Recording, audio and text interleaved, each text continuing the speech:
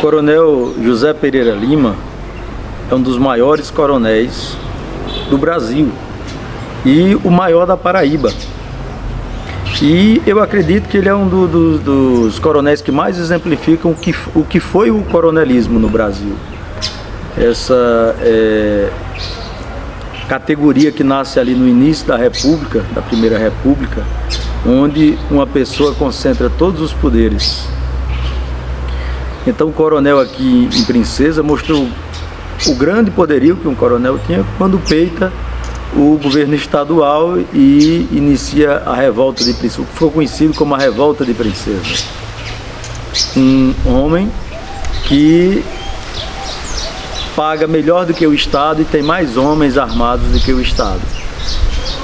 Essa guerra que inicia-se em fevereiro e se encerra praticamente com o assassinato de João Pessoa, em 26 de julho de 30, mas não para aí. Após o assassinato do presidente João Pessoa, no Recife, a guerra em Princesa ela dá uma suspendida em 11 de agosto. Após o acordo com o coronel, o exército enviado pelo presidente Washington Luiz entra na cidade, comandado por João Facó. Mais de 600 homens do exército, de 2 batalhões, ocupam a cidade.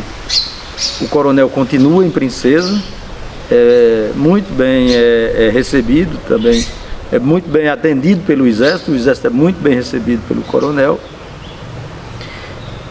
E depois, aconselhado pelo próprio exército a deixar a cidade, o coronel deixa em 5 de outubro, deixa Princesa e vai para a cidade vizinha de Flores, onde ele fica um tempo lá, ainda nessa tentativa de manter os ideais da revolta de Princesa, mas sem mais o gás iniciais. O próprio coronel diz isso: com a morte de João Pessoa perde o sentido à guerra, que o grande sentido era a deposição do presidente João Pessoa do comando da Paraíba. Então a polícia da Paraíba não consegue em nenhum momento da revolta entrar na cidade de Princesa, só vai fazer isso em 29 de agosto. Não, de agosto não, corrijo.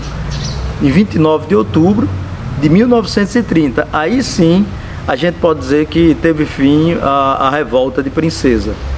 E também se encerra aí o território livre, a independência, Princesa como uma cidade independente do estado da Paraíba.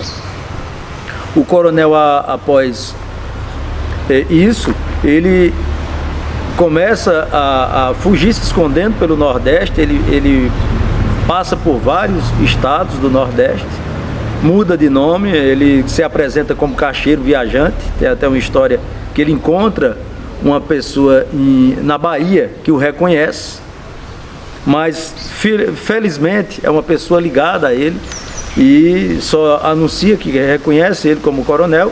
Afinal de contas, o rosto dele estava estampado em tudo que é jornal nesse período da revolta, e ele sai se escondendo durante bastante tempo. Só em 1934, quando Getúlio Vargas anistia as pessoas envolvidas nesse processo, que o coronel volta para Princesa. E nesse retorno ele passa a residir em sua fazenda em Pernambuco, no estado vizinho, Fazenda Abóbora. E nisso também ele passa a residir aqui no Palacete. Quando vem a Princesa, ele passa a residir no Palacete, coisa que ele não fazia antes. Até 30, o coronel residia onde atualmente é o Convento dos Frades Carmelitas, em Princesa. Ele vende essa casa aos carmelitas, e após 30, o Palacete, que é doado à sua filha, passa a ser sua residência oficial em Princesa. Ele faz uma reforma, cria um grande salão para receber as pessoas e traz sua mobília, né, para o Palacete, mobília que até hoje permanece aqui, é um lugar de visita, funciona como uma casa-museu. Então o coronel volta em 34, 35 para Princesa e residindo na sua família.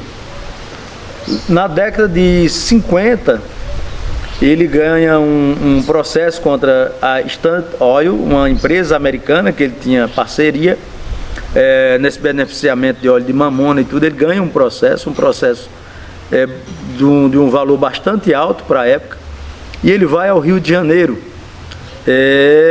finalizar esse processo e receber o que ele tinha de ganho na causa. Então, no retorno, ele passando em Rio Branco, atual Arco Verde, em Pernambuco, ele se sente mal, ele está na companhia do seu filho, Aloysio Pereira, que prontamente providencia o seu atendimento, mas infelizmente, em virtude de uma apendicite aguda, ele vem a falecer.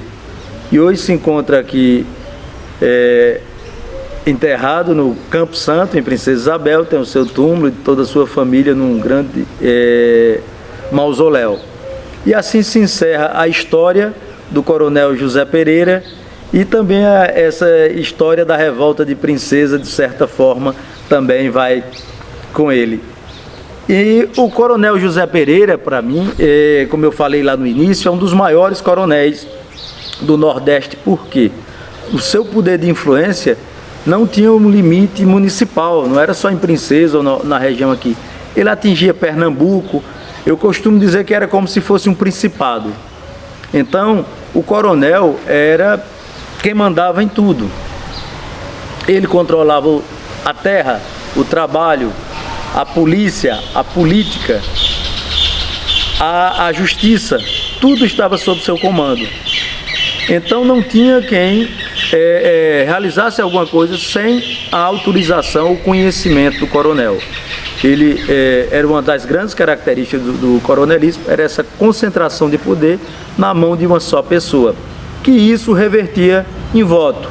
Um exemplo disso é na eleição de Epitácio Pessoa, quando ele se candidata a presidente do Brasil, ele em Princesa tira 100% dos votos, que é uma característica do coronelismo, que é o voto controlado e direcionado para uma determinada pessoa, que geralmente não, que certamente era quem mantinha, quem destinava todo esse poder ao coronel.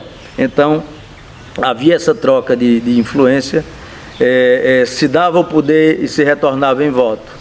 Então, era como se tivesse uma série de... O coronel daqui alimentava o coronel que comandava o Estado, que alimentava o coronel que comandava o país.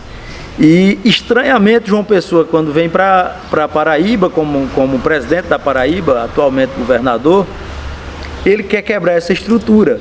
Por questões pessoais, ele vem minar a estrutura que deu a ele o poder. Para você ver também o nível do poder que se tinha nessa época, João Pessoa é candidato único no estado da Paraíba.